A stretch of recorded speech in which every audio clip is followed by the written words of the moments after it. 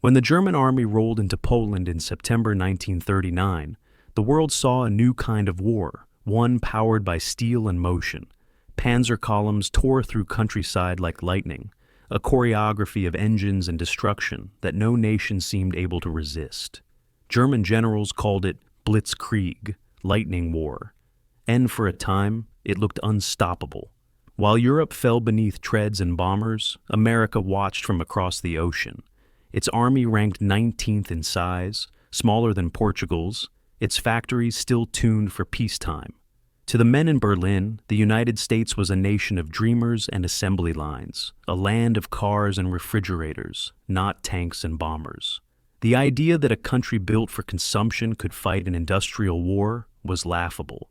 Even Hitler himself mocked American industry as soft and untrained, saying they could never turn car factories into weapons plants. But within 3 years, that arrogance would dissolve into panic. By 1944, the same nation they dismissed as mechanical amateurs would be producing tanks, planes, and ships faster than the entire Axis combined. It would become not just an army, but an engine of war, a storm of factories whose hum replaced the sound of invasion. It began quietly, long before the first shot at Pearl Harbor. In Detroit, a city already defined by steel and sweat, men who once built Buicks and Fords were rethinking the meaning of production. When the government called for an arsenal of democracy, Detroit answered.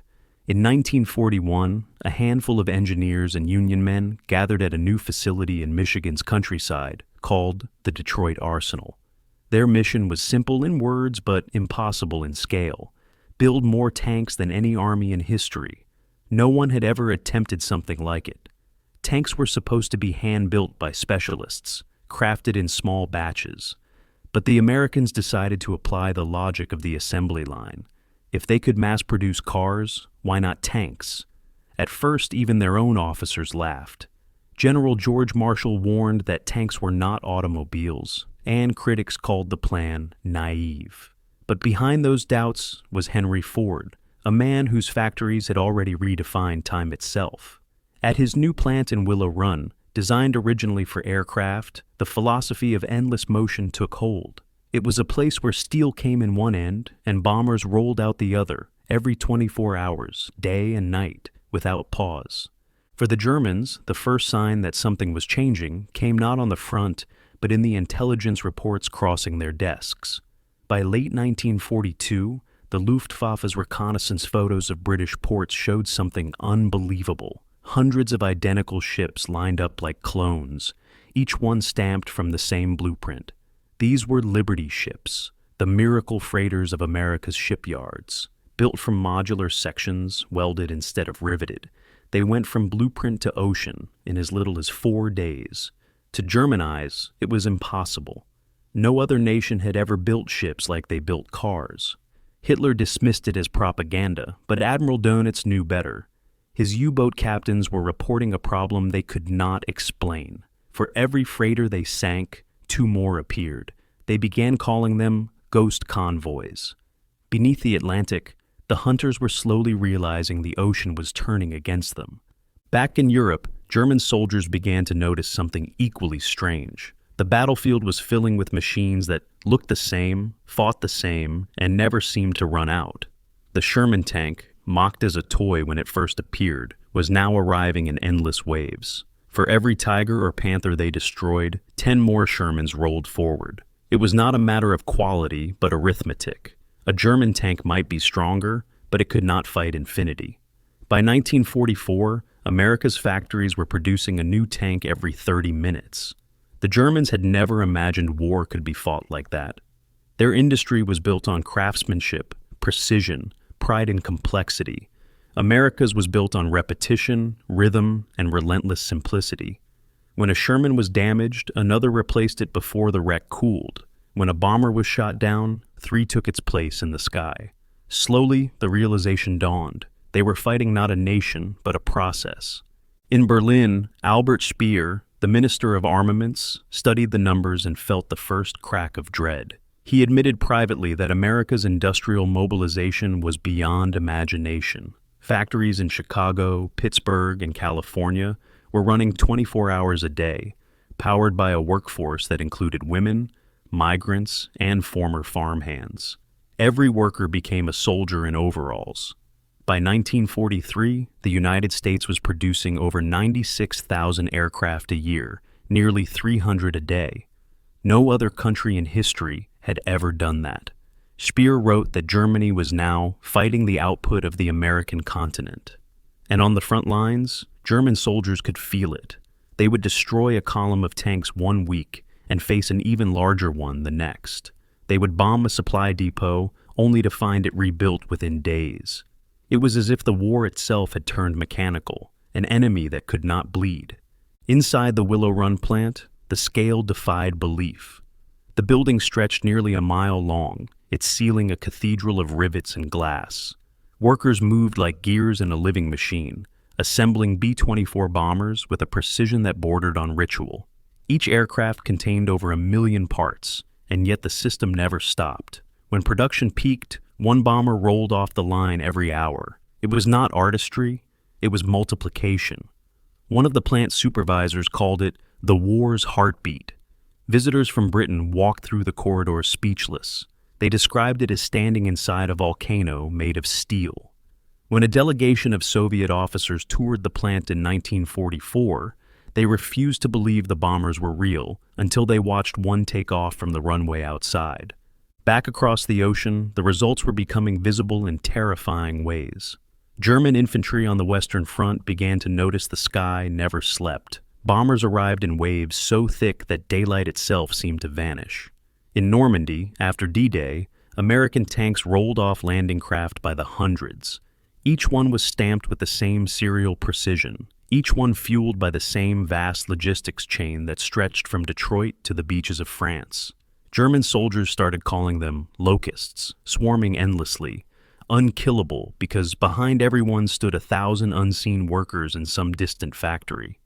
It was a new kind of warfare, one where a welder in Ohio could kill an enemy in Normandy without ever holding a gun. To the German mind, raised on craftsmanship and hierarchy, this kind of war was alien. It was chaos disguised as order, power built from the ordinary. But to America, it was second nature. When Roosevelt had called the nation the arsenal of democracy, he was not speaking metaphorically. By 1944, America's industrial machine was producing 40% of all war material on Earth. Every bullet, every shell, every jeep was a message written in steel, saying that no tyranny could outbuild freedom. And for the men on the front who saw those endless convoys, it became clear. They were fighting against a horizon that never ended. The deeper the war dragged on, the more it became clear that the battlefield was no longer decided by generals or tactics, but by factories, furnaces, and the endless rhythm of machines. In the early years, German commanders believed that skill and discipline could outweigh quantity. They had built their war on the myth of the superior soldier, the master craftsman of destruction, who could outfight 10 men at once. And for a while, that myth held.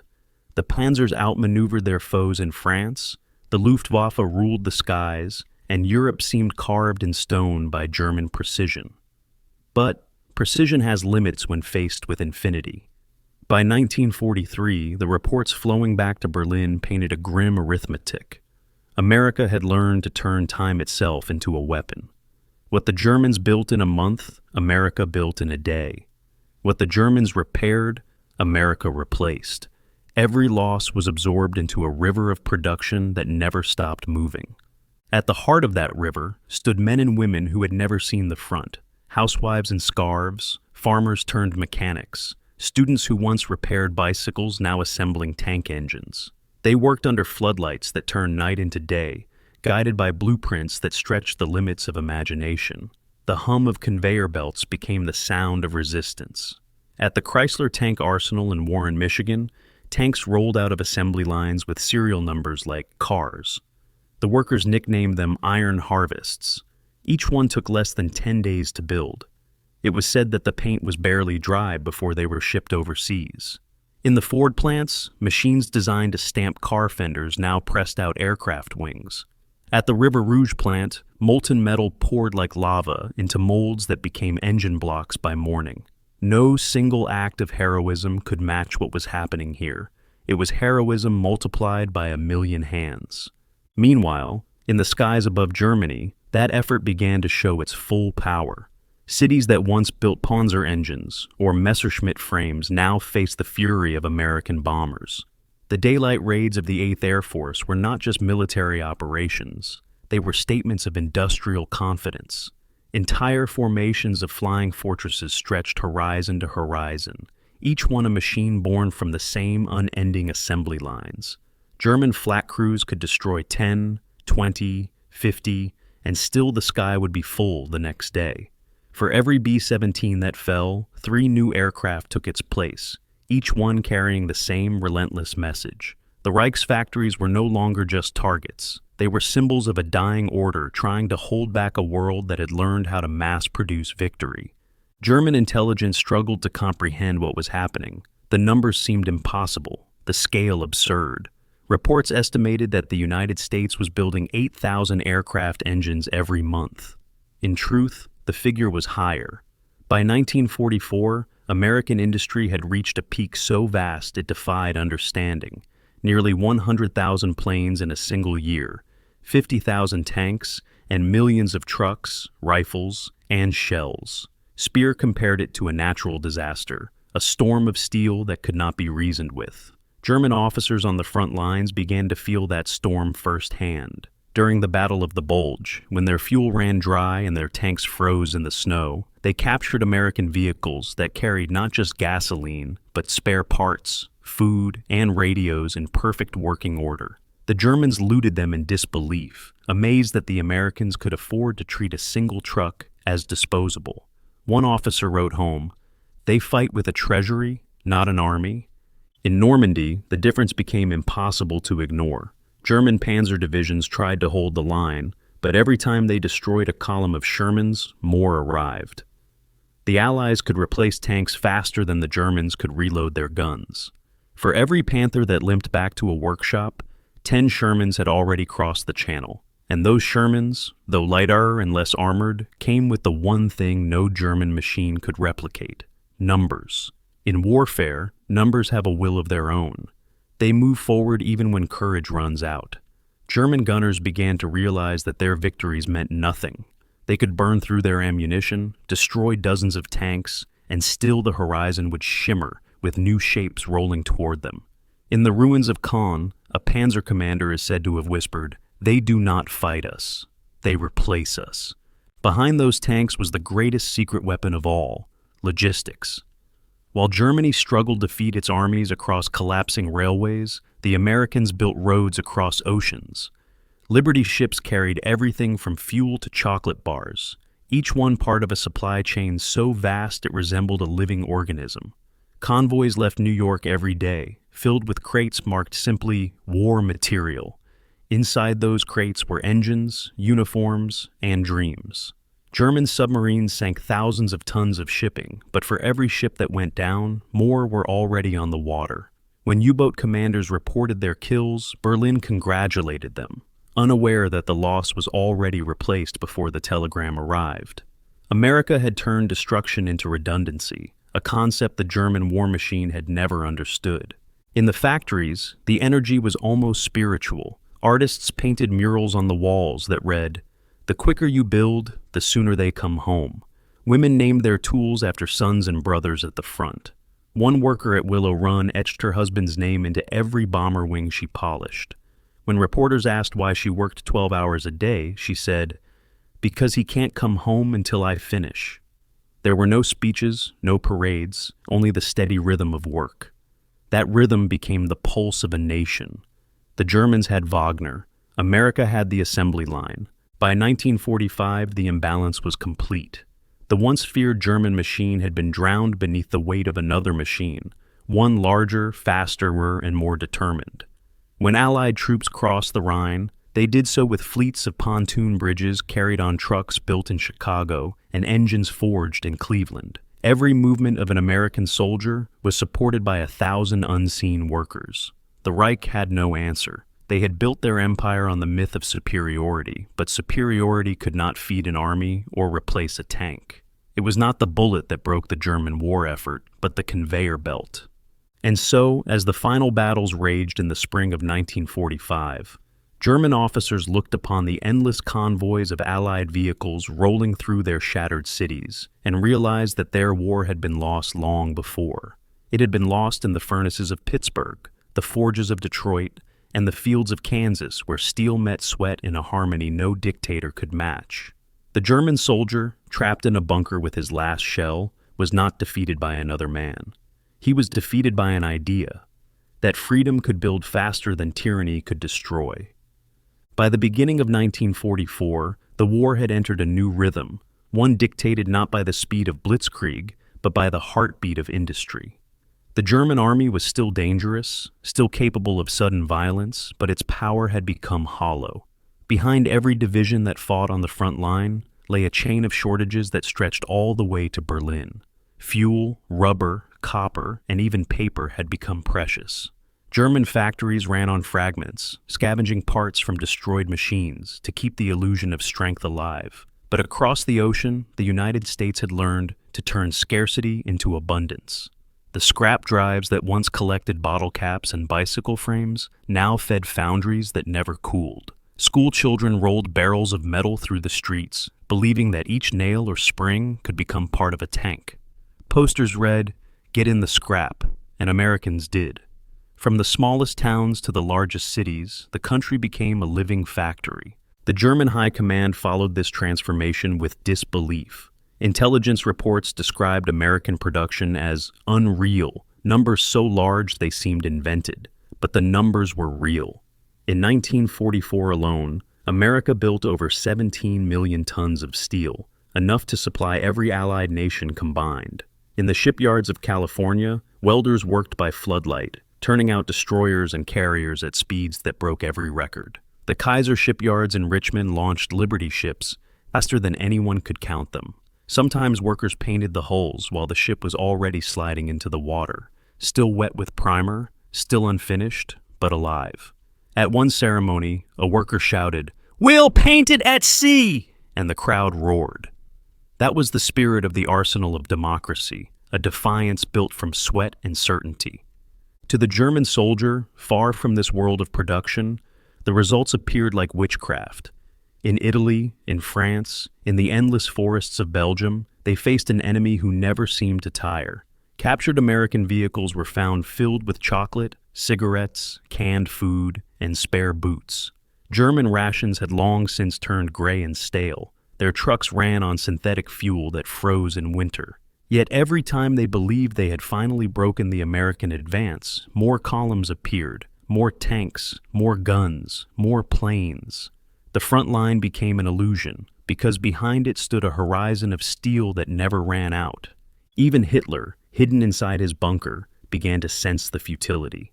He raged at his generals, accusing them of cowardice, betrayal, and incompetence. But the truth was simpler and far crueler. The Reich had been outbuilt. The factories of America were producing faster than Germany could destroy, faster than it could even comprehend. The same planes that bombed the oil fields of Ploesti and the factories of the Ruhr were already being replaced before they returned to base. Every mission carried aircraft so new, their engines still smelled of paint. When German pilots downed a bomber, they celebrated briefly, then looked up to see another formation arriving in perfect geometry, stretching from one horizon to the next. German civilians saw the change too. At first, they believed their leaders when they said the bombing raids would break the Allied will, but then they watched as the skies filled with hundreds of aircraft, each one precise and identical, like a storm of silver locusts. They saw bombs fall in mathematical patterns, guided by crews trained not as individuals, but as parts of a machine. One survivor from Hamburg remembered the sound as the hum of inevitability. Even in the shelters, people whispered that they were fighting an enemy made of iron and electricity. The idea that America could rebuild what was destroyed before the rubble cooled broke something in the German psyche. It was no longer a question of courage, it was arithmetic. Meanwhile, in Washington and Detroit, the architects of that arithmetic were still pushing for more. The War Production Board demanded not efficiency but excess. They called it overproduction. a word that terrified accountants but won wars. By the middle of 1944, America was producing a bomber every hour, a tank every half hour, and an artillery shell every second. The Germans had counted on attrition, on wearing down the enemy's morale, but they found themselves facing an army that could replace entire divisions before breakfast.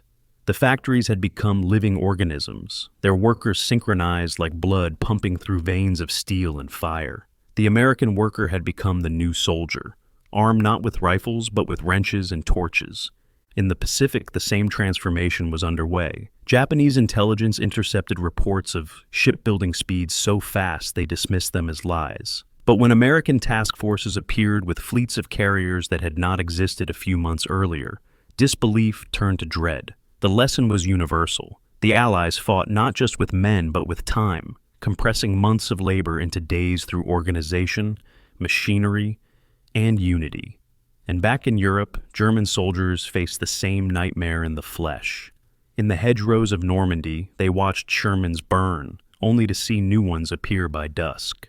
It was as if the earth itself were giving birth to tanks.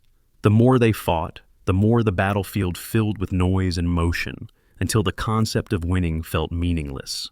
By autumn, Albert Speer's reports to Hitler had grown desperate. He wrote that Germany's industrial capacity was collapsing under pressure from both Allied bombing and internal exhaustion. Factories were running on hope, using slave labor and makeshift materials. Yet despite the suffering, output could not match even a fraction of the American torrent.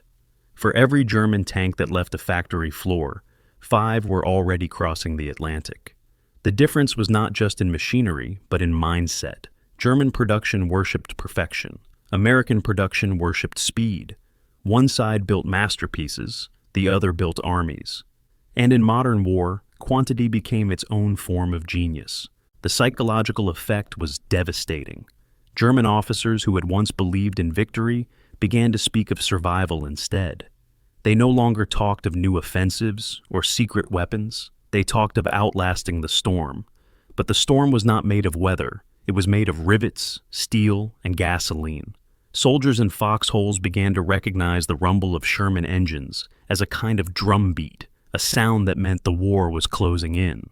Each week brought more convoys, more aircraft, more evidence that the Reich had been buried under an avalanche of production. Some soldiers started referring to it as the machine war, the idea that men were no longer fighting men, but the momentum of factories too vast to imagine. By the end of 1944, German intelligence finally admitted what its commanders already knew. The enemy's power was not in numbers alone, but in replacement. America had turned warfare into a renewable process. A tank destroyed was not a loss. It was a trigger for another tank to exist. A bomber shot down became a justification for 2 more.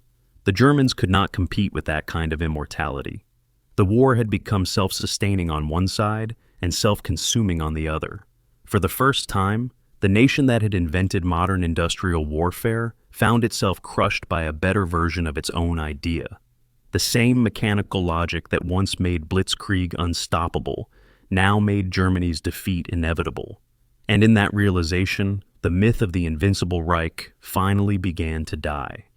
By the winter of 1945, the German war machine had become a shadow of its former self. Its tanks stranded without fuel, its skies empty of fighters, its soldiers surviving on little more than discipline and memory. The myth of endless conquest that had begun 6 years earlier in Poland had now ended in the ruins of its own ambition. The once glorious panzer divisions were now collections of broken machines and exhausted men, many too young to shave, others too old to run. They fought not for victory, but for survival, clinging to the illusion that one more miracle weapon could turn the tide. Hitler spoke of wonder weapons that would change everything, jet fighters and rockets and invisible tanks, but the men at the front no longer believed. They had seen the reality of American industry, an enemy that did not pause, did not tire, and seemed to multiply with every blow. The German army, once proud of its craftsmanship, now faced the machine that never slept. On the Western Front, the thunder of American artillery became a constant sound, a heartbeat echoing through shattered villages. Each shell carried the weight of 1,000 unseen workers, men and women in Detroit, Cleveland, and Chicago, who had never heard of these places yet, shaped their fate with every turn of a wrench. The Germans dug trenches in frozen mud while overhead, endless waves of bombers stitched fire into the sky. They began to notice the insignia painted on those aircraft, the names of small American towns scrawled in white on the sides of steel giants. Names like Kansas Belle, Liberty Lady, or Memphis Belle. To them it was strange that such ordinary places could send such extraordinary destruction. Every German soldier began to understand that the entire American continent had joined the war. They were not fighting an army, they were fighting a civilization. In January, the last German offensive, the Battle of the Bulge, collapsed under the weight of that civilization. The plan had been bold, a desperate attempt to split the Allies and seize the port of Antwerp, but it depended on speed, secrecy, and above all, fuel. When the tanks of the 6th Panzer Army rolled forward, they moved like ghosts across snow-covered fields, silent and deadly. But within days, their momentum died. The fuel trucks never came. Allied fighter bombers, fueled and armed by the unending factories across the Atlantic, cut off every supply line. German commanders resorted to capturing American fuel depots, but even that could not feed the hunger of their steel beasts. The offensive slowed, then stopped. By Christmas, the dream was over. The last reserves of the Reich froze in their tracks while the American juggernaut kept rolling, fed by the machine back home that never ran out. By February, the Rhine was open. The Allied advance surged forward with a precision that left German generals speechless. The crossing of the river, once considered impossible, became a demonstration of industrial choreography. Pontoon bridges appeared overnight, trucks roared over them in endless columns, and every soldier carried enough supplies to fight for weeks without pause. When the Germans tried to destroy those bridges, new ones appeared before the smoke cleared. To the men in gray, it felt supernatural. They had grown up believing in order and perfection, but now they were watching chaos harnessed into power. American units advanced faster than the Germans could retreat. The sound of their engines filled the air like a swarm, an orchestra of mechanical certainty that drowned out the despair of a dying empire. In the east, the Red Army closed in with its own tide of steel, but even they marveled at what the Americans had built. Soviet observers sent reports describing the scale of Western supply lines, writing that the Americans fight with factories instead of men. In truth, it was both. The German soldier caught between the two fronts faced an impossible reality. The sky rained fire, the ground shook, and every rumor of surrender spread faster than orders. Villages that had once cheered for conquest now whispered prayers for mercy. The trains that once carried panzers now carried refugees. Everything that had made the Reich seem eternal, its banners, its speeches, its architecture, crumbled beneath a flood of noise and motion. Inside Berlin, Albert Speer finally told Hitler what no one else dared. The war was lost because the enemy could build faster than they could destroy. Hitler refused to believe it. He spoke of morale, of destiny, of faith, but none of those could forge steel. The bunkers beneath the city trembled from the distant rumble of artillery that had been manufactured by people he had once called weak and decadent. The irony was complete. The man who worshipped industry and machines had been defeated by them, not by his own, but by those of the democracy he despised. Across the bombed ruins of Europe, the proof of that defeat lay in endless convoys. American trucks carried food, medicine, and blankets through roads lined with starving civilians. Children watched as soldiers handed out chocolate bars, their rifles slung casually as if the war were already a memory. For the German people, it was a revelation. The same industrial might that had crushed their armies was now rebuilding their cities. The machine that had brought destruction now carried mercy. It was a kind of victory the German mind could not comprehend. For 6 years, they had been told that compassion was weakness, that efficiency and obedience were strength. But now they saw that humanity could be efficient too, that the same hands that built tanks could build hope. In April, as the Americans and Soviets closed in from opposite directions, the last German resistance crumbled. Town after town surrendered without a fight. Officers who had once sworn loyalty to death now waved white flags made from bedsheets. They no longer believed in orders, only survival. In Munich, a captured officer told his interrogators, "We were not beaten by soldiers. We were beaten by workers." It was the truest thing he ever said. In the final weeks, even as Berlin fell and Hitler vanished into his bunker, the sound of American engines echoed across the countryside. To the German survivors, that sound became the symbol of an inescapable truth. The war was over, not because they had run out of courage, but because they had run out of time. When the surrender came in May, there was no celebration in the factories of America, only quiet relief. The workers who had built the arsenal of democracy hung up their tools, wiped the grease from their hands, and went home. The same assembly lines that had produced tanks and bombers would soon make tractors and cars again. The machine slept, but only for a while. Its power remained, humming beneath the surface of peace. And across the ocean, the defeated soldiers of the Reich carried with them the haunting memory of what they had faced. A war machine born not of tyranny, but of freedom, and all the more unstoppable for it. When the guns finally went silent and the smoke cleared from the skies of Europe, the world looked at the ruins and tried to understand what had just happened. The Second World War had not only destroyed nations, it had rewritten the very definition of power. For centuries, victory had belonged to the side with the strongest armies, the bravest soldiers, and the most ruthless generals. But now, the world had seen something new, something both awe-inspiring and terrifying. America had turned industry itself into a weapon. Its victory was not only measured in battles won, but in hours worked, machines built, and miles of conveyor belts that had transformed ordinary citizens into the architects of history. In the eyes of German soldiers, this was what true modern warfare meant, a kind of total effort where every rivet, every weld, and every spark from a forge carried the same weight as a bullet. They had mocked the Americans once, calling them soft and mechanical, incapable of passion. But when the war was over, they realized that the machine they had laughed at had outlasted them all.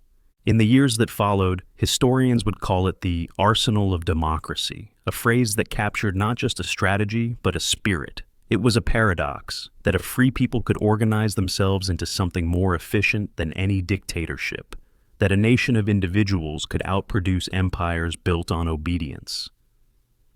In America's factories, there had been no whips, no slogans shouted at gunpoint, only the shared understanding that work itself was a form of courage. Every time a worker tightened a bolt on a tank or sealed a seam on a bomber, they were part of a silent army, as vast as any that had ever marched. The Germans never truly grasped that. They had built their empire on fear, and fear cannot sustain creation. The Americans built theirs on trust, and trust multiplied faster than fear could destroy. For the soldiers who faced the machine firsthand, the memories never faded. Veterans on both sides spoke of the sound of engines that never stopped, of supply lines that seemed to stretch beyond the horizon. Some remembered the sight of thousands of trucks rolling into captured towns, each one perfectly fueled and loaded, each one a symbol of a war that had become mathematical. Others remembered the sky filled with bombers, each one identical, each one carrying the precision of an engineer's dream and the weight of a nation's resolve.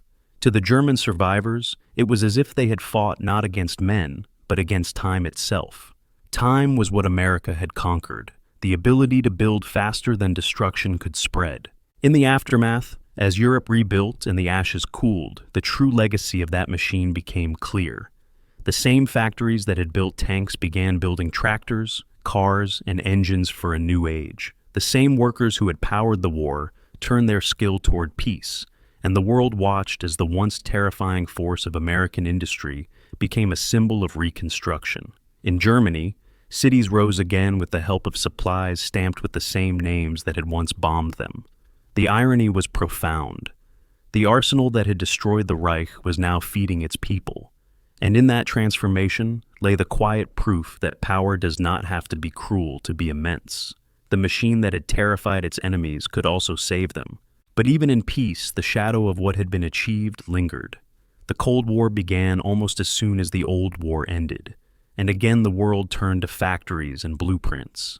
The lesson of the Second World War had been learned too well. Whoever could build the fastest would rule the future. Yet beneath the politics and the fear, the memory of that earlier moment remained. It reminded the world that the strength of America had never been in its weapons alone, but in its unity. When free people choose to work with purpose, no tyranny can match them. That was the truth that terrified the German high command more than any tank or bomber, the realization that freedom could be as disciplined as dictatorship and far more enduring. Today, if you stand inside one of those old factories, the ghosts are still there. The echo of hammers, the clang of steel, the faint hum of conveyor belts that once carried the weight of history. Some of those buildings have become museums, others silent shells reclaimed by weeds, but their walls still remember the rhythm that changed the world. Visitors walk through them in awe, imagining what it must have felt like to be part of something so vast and unstoppable. In the corners of those halls, you can almost hear the voices of men and women who worked without sleep, who believed that every hour mattered because somewhere across the ocean, someone's son was fighting. Their story is not one of conquest, but of creation. They proved that war could be won not by hatred but by determination, not by superiority but by scale, not by cruelty but by cooperation. In the end, the German soldiers who survived would tell their children and grandchildren that they had seen the future in those final months. They had seen what happens when an entire nation moves as one, when factories become armies and workers become warriors. They had fought against a people who could turn scrap metal into tanks and faith into firepower, and they knew that nothing like it had ever existed before. The world they left behind would never forget that lesson. Technology would advance, machines would grow faster, but the heart of the arsenal of democracy remained the same. It was not the steel or the smoke that made it powerful. It was the idea that the strength of many can defeat the will of one. So when we speak of that time now, when we see the black and white footage of assembly lines and bombers taking flight, we are not just watching history. We are witnessing the moment when humanity learned that its greatest weapon was its own unity. German troops who once laughed at the American way of war ended their days haunted by its scale, by its rhythm, by the realization that no empire can outlast a people who refuse to stop building. The machine they feared has long since quieted, but its echo still hums in every factory, every city skyline, every dream of progress. And if the world ever forgets how that machine was born, it need only look back to the winter of 1945, when freedom itself learned how to forge steel and turn it into hope.